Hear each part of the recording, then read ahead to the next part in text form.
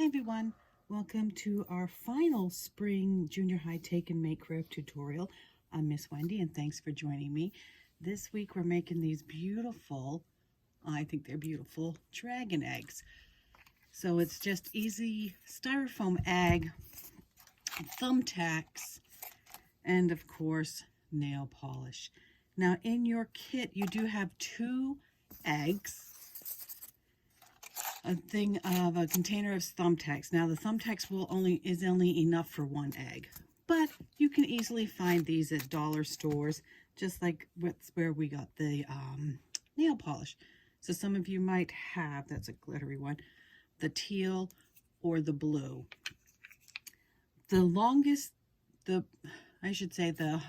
most, not even difficult, but the most time consuming for you or anyone making these is to actually put all the thumbtacks on your styrofoam. It's a little tedious, and of course then the waiting period in between drying, can be quite a bit of time. Dries quicker on these than it does on your nails though. So let's begin. Of course everybody does have a piece of styrofoam, and like I said, this is going to take you the most time putting the thumbtacks into your styrofoam. Once they're in, and you don't even have to do them all at one time, you can do a few, let them dry, and then put them in your container, do a few more, let those dry. I just prefer to get them all done at one time. And it's really easy for those of you who have painted nails before, or even if you haven't, just painting.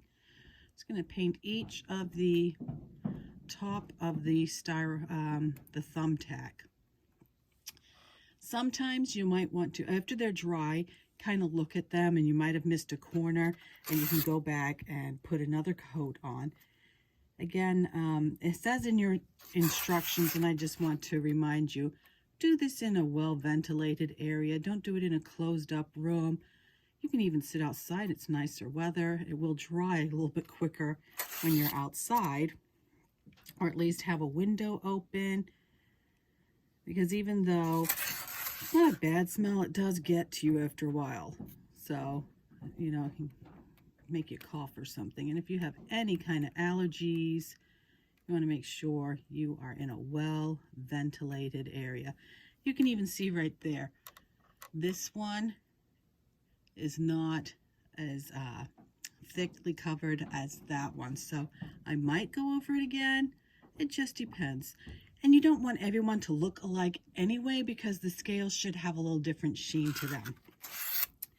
Now I also, once I had painted mine, and I'm not going to paint all of these because I want to show you, get on and, do the next few stages.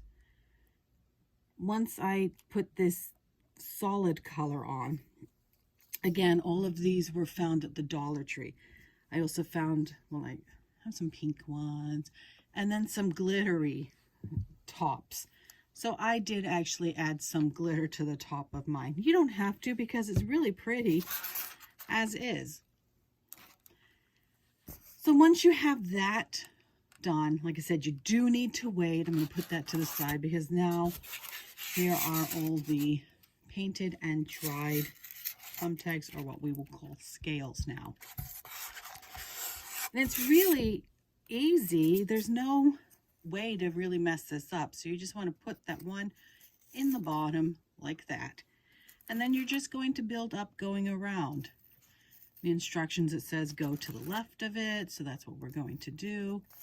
You're just going to keep overlapping. And if you don't think it looks right, like I said, it's easy to take out. And there's no way to mess up.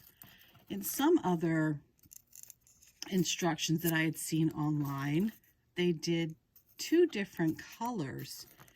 So once they had their base, then they built up going green, a couple greens, and then a blue one around.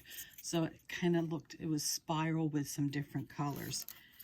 You can do that if you wish to. If you have a sibling, I tried to make sure you both got a different color. But even if you don't, it's really easy. Just like I said, the dollar store has these items, not the eggs, but the thumbtacks, the nail polish. So I'm not going to bore you showing you how to do all of this, because I think you all can figure that out. I'm just going to put a couple more in on the bottom here. I'm doing it sideways, so hopefully it's looking, yeah, it's looking pretty good. So let me go to the next part then. You do that all the way up the egg. Keep going until you get to the top. This one is nearly completed. So let me pull over my blue ones now. And again, you just want to keep going until you get up to the top there. And every once in a while, you will see a thumbtack like this one.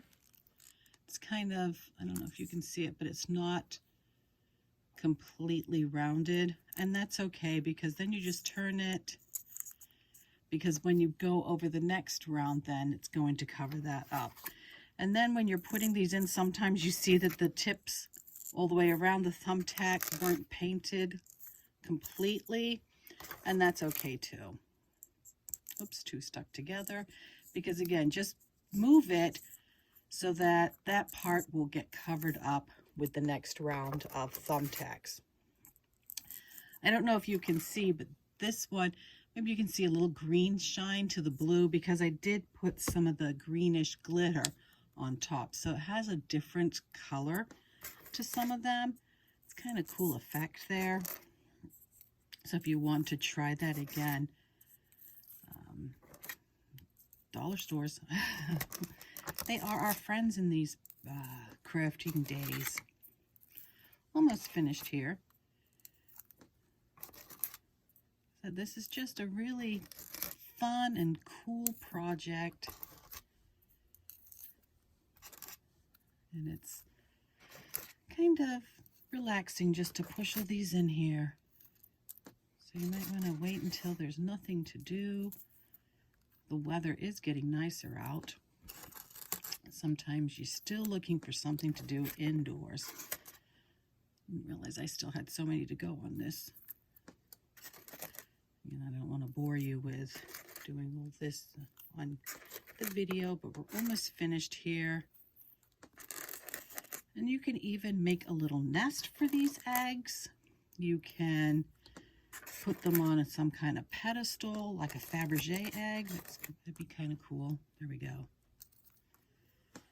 So there we go. There's another dragon egg ready for the nest.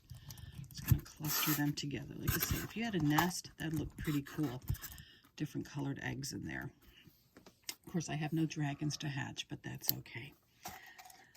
So this was our final craft tutorial for spring. We will be giving out more crafts in the summer, so it might be a little bit of a wait, but look for details online. You'll be getting a newsletter. Of course, you can always phone us and check out our Facebook and Instagram, all of those things. You can email us as well.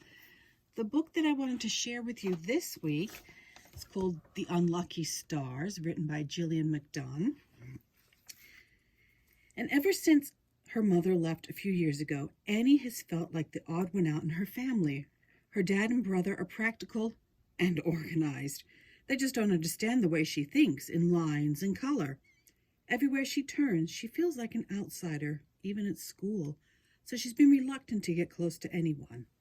When a ding-dong ditch attempt goes wrong, Annie finds herself stuck, making amends with Gloria, the eccentric elderly lady she disturbed. As she begins to connect with Gloria and her weird little dog, it becomes clear that Gloria won't be able to live on her own for much longer. But it's this brief and important friendship that gives Annie the confidence to let people in and see how rich life can be when you decide to make your own luck and chart your own path of happiness. So this book, These Unlucky Stars, is another new book. And last week I told you about how we are re-genrifying our collection, and this one is realistic fiction. So there we go, realistic. And it's actually the new book. I don't know if you can see that sticker, the new sticker. Let's get that. There we go. So you can come into the library and get this. You can call us up. You can place a hold if this sounds like something you would like to read, if it sounds of interest to you. So once again, thank you for joining me these 4 weeks. I hope you've enjoyed the crafts that I've shared with you, and there will be more in the summer. And I just wanted to add, if you are going into 6th, 7th, or 8th grade next year, so if you're finishing up 5th grade and going into 6th grade and 7th and 8th next year, you can join TAG this summer. Of course, it's still all virtual, but I will be getting together your packets and your projects, and that should be ready at the beginning of June. If you're interested in joining TAG, if you're not already in TAG, you can come to the library and pick up a form. You can phone us and we can get that to you, or you can email me at wroe@allsiplibrary.info and just ask for the information about joining TAG, our volunteer group. So I hope to see you soon at the library. Until then, take care. Bye-bye.